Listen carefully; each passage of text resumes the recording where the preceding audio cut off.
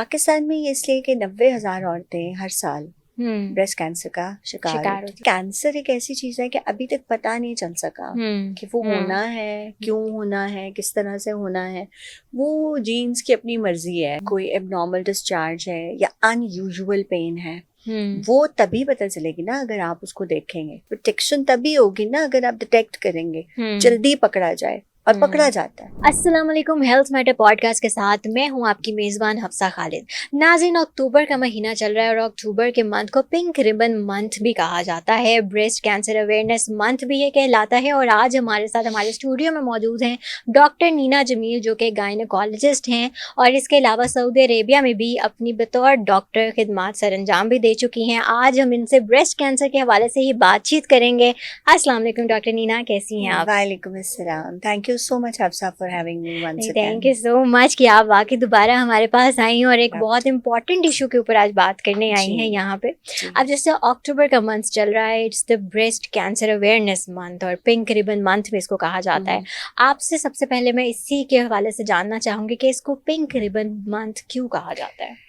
अच्छा, pink ribbon का ये है कि अक्टूबर का मंथ है। इसमें 1991 में अमेरिका से आई थिंक ये एक मुहिम शुरू हुई थी जिसमें उन्होंने कहा था कि जी अब हम अवेयरनेस देंगे and they named the colour pink, so it is a pink October, the whole month is October. मैंने आने से पहले फिर से सर्च किया क्योंकि पिछले 2 साल से जब से मैं पाकिस्तान आई हूँ, this is 3rd October and I am going to some renowned pharmaceutical companies to get their ladies aware। और हमने काम भी किया, उनको मोटिवेट भी किया कि वो कराएं और बड़ा हुआ। तो उसमें यह है कि इसमें जो पर्पस है पिंक रिबन का, पिंक अक्टूबर का, उसमें यह है कि एवरीबडी विल वेयर पिंक। हम सेमिनार्स कराते हैं, हम अवेयरनेस देते हैं कि आप एक आम खातून होने के नाते या लड़की होने के नाते आप ये किस तरह से डायग्नोज करते हैं। हम इसकी पैथोलॉजी या डॉक्टरी नहीं झाड़े होते हैं, हम एक आम जबान में बात करते हैं। सेमिनार्स होते हैं ये सब, तो इसको पूरे वर्ल्ड में आप समझ लें कि पिंक रिबन के उसके हिसाब से किया जाता है। पाकिस्तान में ये इसलिए कि 90,000 औरतें हर साल ब्रेस्ट कैंसर का शिकार होती हैं एंड 30,000 लाइक 1 in 7 का मैं पढ़ी थी, 1 in 9 sorry. And how many of them are dying? I don't want to go in that detail. That's really terrifying sometimes. Right. Breast cancer, ठीक है, इसके अलामात क्या क्या होती हैं? ये कैसे, इसकी कॉजेज, मेन कॉजेज की तरफ अगर हम आए तो ये क्या कॉजेज होती हैं? इसकी पहले कॉजेज पे बात कर लेते हैं इसकी। अच्छा, इसमें ना 20 to 30% या आप कह लें कि जेनेटिक होती है कि अगर किसी की मदर को, खाला को या सेकेंड डिग्री रिलेटिव खाला की बेटी को वो एक ब्रेस्ट कैंसर, जैसे मेरी खाला, she died in early 40s due to breast cancer, तो we have a very strong family history.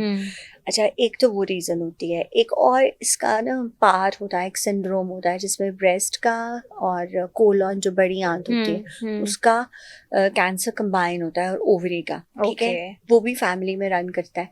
अच्छा, ये जिन फैमिलीज में आपने शायद सुना होगा BRCA1 BRCA, वो एंजेलिना जूली की वो पॉजिटिव आई और वो इसलिए मैं एंजेलिना जूली का नाम लेती हूँ कि लोग ना बड़े अच्छा रिलेट कर लेते हैं चीज़ों को, फिर अगर आप समझ आते हैं बिल्कुल। तो वो जेनेटिक होता है कि वो एक जीन है, वो म्यूटेट हो जाती है, बदल जाती है। तो एक तो ये है कि फैमिली में अगर हिस्ट्री है तो you are at a risk, ठीक है। बाकी इडियोपैथिक कॉजेज हैं, वो तो जो जनरल कैंसर्स की हैं वो वही हैं, लेकिन जो फैमिली के थ्रू आती है ना वो थोड़ा अर्ली ऑनसेट होता है, लाइक मिड 30s में या 40s में। तो as such family history is very important, वहाँ से हम स्क्रीन आउट कर लेते हैं इसको कि ये जो है। बाकी लाइक गुर्बत से या न्यूट्रिशनल स्टेटस से, क्योंकि पता है कैंसर एक ऐसी चीज़ है कि अभी तक पता नहीं चल सका कि वो होना है, क्यों होना है, किस तरह से होना है। वो जीन्स की अपनी मर्जी है कि वो किस तरीके से उसको लेके चलता है।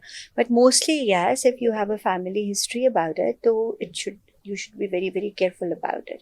Right. करना क्या है वो अब हम आगे बात करेंगे। अच्छा, इसको डायग्नोज किस तरह किया जाता है? इसके सिम्टम्स क्या क्या होते हैं? पहले सिम्टम्स पे आते हैं फिर डायग्नोसिस पे जाते हैं इसकी। अच्छा, उसमें ना अवेयरनेस के हिसाब से जो मैं बात करती हूँ हमेशा ये होता है कि 1 a month it is very difficult because ये थोड़ा सोशली डिफ़िकल्ट है अनमैरिड लड़की को भी, और हम थोड़े वी आर शाय नेशन, तो हम नहीं इग्नोर। इसमें ये होता है कि अगर यू फील अ लम्प, हम ये कहते हैं पेशेंट को कि वंस अ मंथ या twice a month you just examine your breast, ठीक है। मैं यही अवेयरनेस देती हूँ। If you feel something like there is some like कोई आपको नोड्यूल मिल जाता है या कुछ स्वेलिंग मिल जाती है, ठीक है, तो आप उसको इग्नोर मत कीजिए। आप अपने, अगर आप 35 से कम है तो ब्रेस्ट का एक अल्ट्रासाउंड करा लीजिए, और अगर 35 से ज़्यादा है तो मैमोग्राम, ठीक है। मैमोग्राम भी अल्ट्रासाउंड, उसकी एक एक्सरे की टाइप होती है। अब बहुत कम लोगों को चले, इसी से ही मैं बता देती हूँ कि हमारे यहाँ pink ribbon hospital in the Gulberg, now it is functional. मैंने जब अवेयरनेस 2.5 साल पहले स्टार्ट की थी तो it was just on the website, right. तो मैं आपको लिंक दूंगी, आप जरूर शेयर कीजिए। तो उसमें यह है कि आपको कोई स्वेलिंग मिल जाए, कोई एबनॉर्मल डिस्चार्ज है या अनयूजुअल पेन है, वो तभी पता चलेगी ना अगर आप उसको देखेंगे। बिल्कुल, इसको इग्नोर नहीं करना चाहिए। यूजुअली हमारी खवातीन इग्नोर कर देती हैं। अभी मैं आपको बताती हूँ, one of my gym instructors, that girl is hardly may be 27-28, उससे मुझे मैसेज किया कि सर से she felt something in the breast, तो मैंने उसे कहा जाके अल्ट्रासाउंड कराओ। उसे अल्ट्रासाउंड कराया, उसमें 2 सेंटीमीटर की सिस्ट थी। अब मैंने उससे कहा कि तुम you should see this breast surgeon, right, general surgeon, ये गायनोकोलॉजिस्ट की डोमेन नहीं होती, हमारा काम होता है स्क्रीनिंग तक।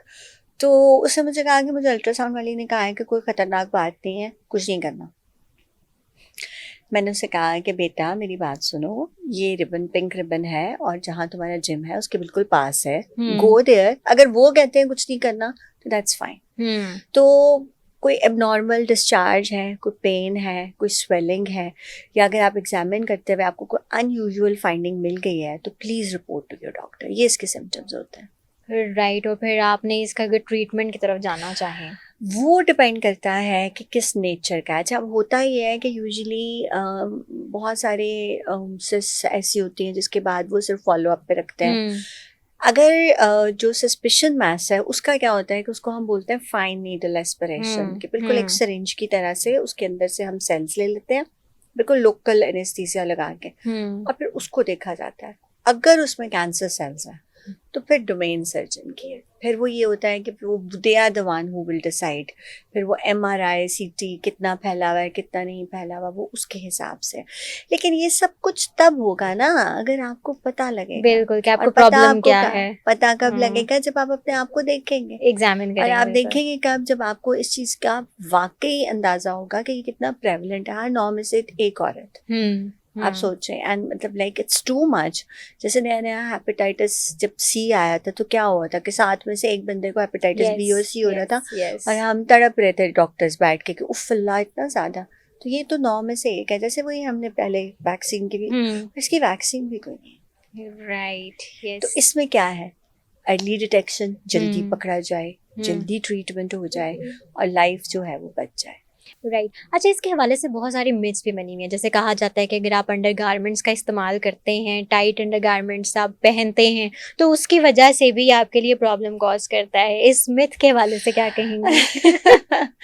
अच्छा, हाँ, बड़ा मजा आता है ना वैसे मिथ्स मैं सुनती हूँ। जैसे HP वाली हमने बात की थी, नहीं नहीं ऐसी कोई बात नहीं है, बिल्कुल भी नहीं। मिथ्स का कोई ताल्लुक नहीं है इससे।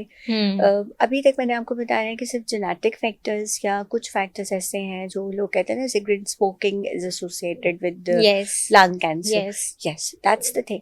कैंसर की जो जेनेटिक्स है ना वो बड़ी ही अजीब है। मतलब सेल के ना साइकिल का एक कंट्रोल है, वो कंट्रोल जब लूज हो जाता है ना, सेल का चेक खत्म हो जाता है। आप समझ लें कि सेल के ऊपर अल्लाह मियाँ ने ना अंदर कुछ माँ बाप बिठाए हुए हैं, तो अगर जब वो हिलते हैं तो वो सेल कंट्रोल हो जाता, अनकंट्रोल हो जाता है और वो कैंसरस प्रोडक्शन की तरफ चला जाता है। नहीं, अंडरगारमेंट्स का कोई लेना देना नहीं है इस बात से। सब मिथ, जैसे कहा कि मिथ्स बनाई हुई है लोगों ने, लोगों को पता ही नहीं है इस बारे में। गलत गलत मालूमात आपको सोशल मीडिया पे और गलत गलत रिपोर्ट्स आपके सामने आती हैं। हाँ, और मैंने कहा ना कि मतलब आप देखें कि आधा तो डॉक्टर अल्ट्रासाउंड वाला कह देगा कुछ नहीं करना, और वो मेरी नहीं सुन रही है। वो कह रही है उससे मुझे कहा है, तो मैंने उससे कहा, मैंने कहा नहीं तुम जाओगे नहीं। उसने कहा कुछ नहीं करना, बस 3 के बाद महीने बाद दोबारा करा लो। अब 3 महीने जो ब्रेस्ट कैंसर यंगस्टर्स में प्रॉब्लम पता है क्या है, ये कोई ऐसी चीज यूं करके सामने नहीं आती है, ये पीछे को निकल जाता है। और अगर ये डक्ट्स में या ब्लड वेसल में चला गया ना तो that is so dangerous. It happens with my खाला.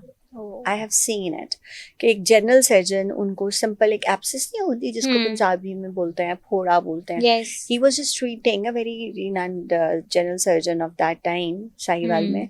और मैं 3rd year में थी. और वो जब करते करते करते बात आई तो वो मामला निकल. She died with in 2 years of chemotherapy. Surgery भी हुई और ये भी हुआ. तो अगर आप पहली दफा में ही, जैसे हम बात करते हैं कि प्रोटेक्शन तभी होगी ना अगर आप डिटेक्ट करेंगे, जल्दी पकड़ा जाए. और पकड़ा जाता है.